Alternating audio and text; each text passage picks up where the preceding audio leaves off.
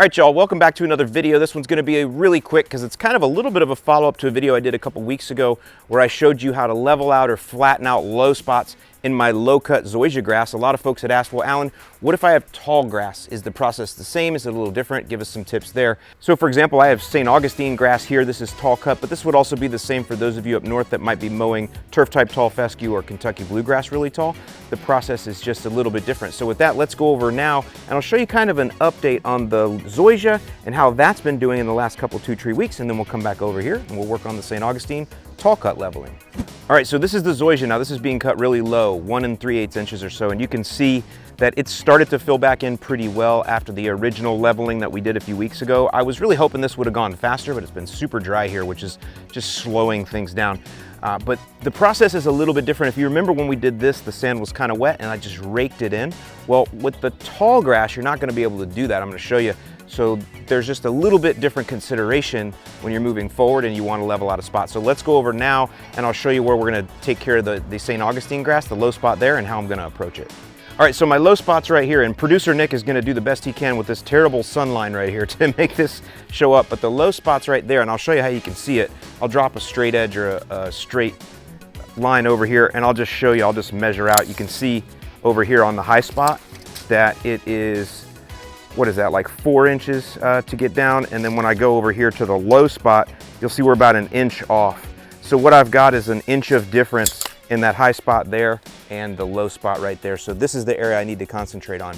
Now, one thing, I'm not gonna be able to get this all done in one application or one shot, right? This is one of the things you guys have been concerned about as well. Is this sand gonna turn to, is this gonna turn things to concrete and everything else? Guys, it takes Portland cement and sand and aggregate to make concrete. So we're not adding Portland cement here, we're just adding sand, and we're not adding like a 7 or 8 inch sand cap here. It's a couple 2-3 inches at a time, just bringing up a couple low spots here and there. That is not gonna hurt your ground and it's not gonna turn it to concrete. I don't care what you read on the internet. Sand is the best leveling agent for small spots like this. All right, now when we did the zoysia, you remember the sand I had was a little bit wet. And pretty much whenever you buy sand at the store, it's gonna be damp. I guess they do that maybe to make it pack into the bags easier. That was fine because we could just put the wet sand on and then just we used a broom really just to spread it in there. With this though, you're not gonna be able to broom this sand in because the grass is so tall. So you don't want wet sand. What you actually want is really dry sand. And you can see I actually opened this bag up right here and I let the sun get in there and it dried the sand out. That is what you want. I've also been trying to mix some of the wet sand around in this wheelbarrow here with the sun shining on it and dry it out. But really, that's what you want. See how that is? That's how you want your sand. Not like this wet stuff right here. This you could use, but it's not quite as easy. Now, I will show you one quick trick, and maybe you can find this where you are. I have an Ace store by me that sells sand that they keep inside of a sealed shed all the time, and the sand is bone dry every time I buy it from them. And so if you can find that little secret, that's really the best place. Let me show you the sand that I get from my local Ace over by there. Okay, so this will give us a chance to look at some different sand too, because people are concerned about that. This is actually probably what most of you all have seen, premium play sand. This is what I got at Ace. And then this I got at the big box, and this is called paver sand. Like I said, this paver sand came wet. Look at how beautiful this is. Look at that flow. That's gorgeous, and that's because Ace keeps it stored dry. And that's really what you want. That's gonna spread a lot easier in our tall grass. But this will also give us a chance to compare sands, so come closer. So if we look at these two together, and again, dryness is the key. I know I keep mentioning that repetition is the key to learning. It's just gonna make it a lot easier. I've been trying to dry this sand out for a few days now, and you can see I wasn't super successful. So why it's so important to get pre-dried sand if you can. But we'll go ahead and compare these two. So we have paver sand and we have this play sand. Looks like the play sand is a little bit finer, but either one of these is going to work just perfectly because again, we're not using this for any other reason except for its leveling properties, and sand is the best leveling agent you're gonna find for a lawn. Okay, so here's our low spot right here. Let me just show you why I keep talking about you don't want wet sand.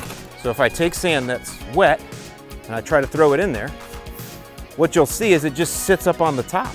And so now it's just matting down all the long grass. So what do I have to do? I have to go in there and try to get rid of it somehow. Whereas when you watch the dry sand, it'll literally just disappears. Whoa. See? So you can feather it in there real nice. And that's what you do, is you feather that dry sand into those low areas and it builds them up. And this is something that's gonna be done over time. It's not like we're gonna mound this up this one time. I got a couple bags today, a couple 2-tree bags tomorrow, next week, you know, whatever. It's like a constant thing. Whenever you see a low spot, you just chuck some dry sand in there and let it seek its own level.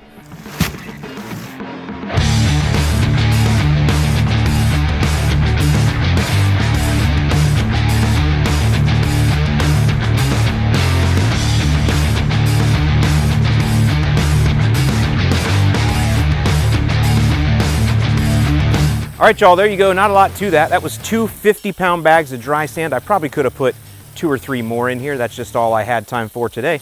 But you see, that's kind of how it works. None of it really shows, and that's the idea. We don't want this piled up in our long grass. We want it to disappear, and you can use the blower like I did to help. And then, of course, water is very important at the end because that's what's going to flatten everything out. So when I come back here in another couple weeks, if I want to add another couple bags, I can, and that's the idea.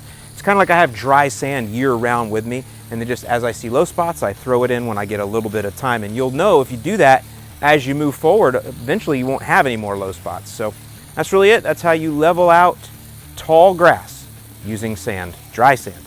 I'm Alan Hain, the Lawn Care Nut. Hope this video has been helpful to you. Leave me your comments and questions below, and I'll see you in the lawn.